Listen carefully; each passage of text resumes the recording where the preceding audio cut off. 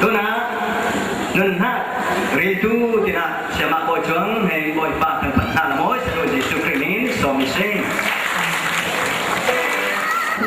nun ha chan pha chan suloi ni tu pathian ni kan pathian tu se nun ha ritu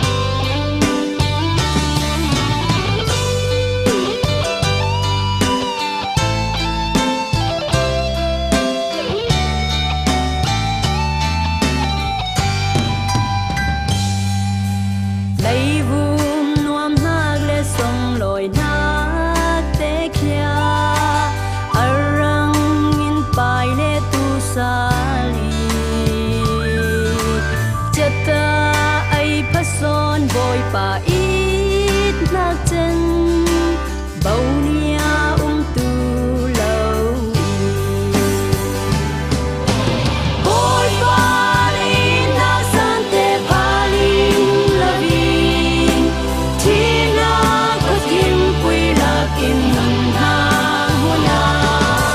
ha vai để trái nung na liang manin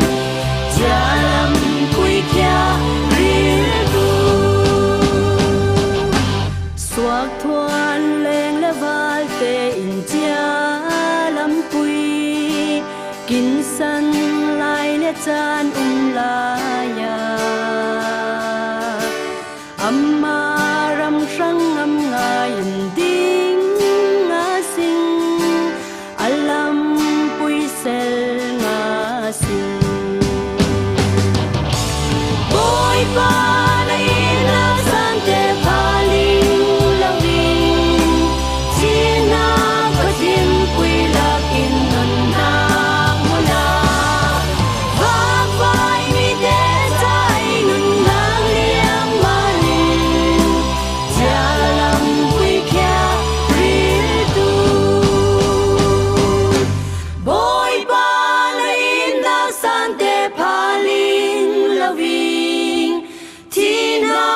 Tim pui lạc in nun na